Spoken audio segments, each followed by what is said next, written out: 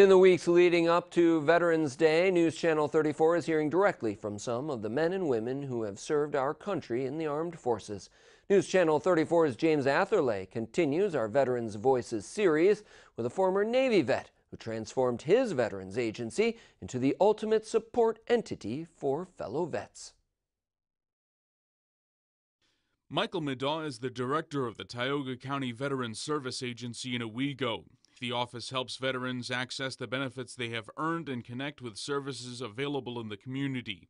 Middaugh has experience in the United States military that allows him to offer wisdom and advice to other veterans looking for help. There's the pressures that at any moment you could be bombed, you could be shot at, you could be killed, you could be blown up.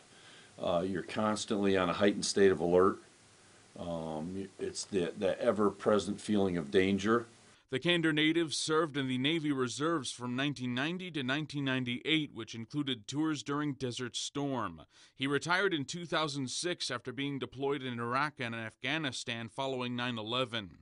He says that experience helps him understand the problems other veterans have. It was a natural fit for me. As a veteran, I understand veterans, I understand the issues, I understand the transitional issues that all of our veterans face today. The former Navy veteran says he himself dealt with PTSD after Desert Storm. He says he went to some of his friends after the war to see what they were doing. He says they referred him to the local VA. We teach them to go to war, but we don't prepare them to come home. We live in the instant age. You're here one moment, several hours later, you're on the battlefield. You're done on the battlefield, boom, you're back home.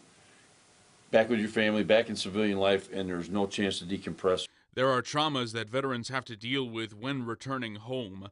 Many struggle with significant loss. After all, when you're on the war front for extended periods of time, Middaugh says the people you're with become family, and losing them can be too much. For some veterans, it's not so much about the trauma they incurred personally themselves, but they have what's called survivor's guilt. They survived, the other people in their company or platoon didn't. They came. The former petty officer had to fight for his benefits for a little while, but eventually got what he had earned. When he joined up with the Veterans Service Agency, his position was part-time only, and he knew he had to change its perception.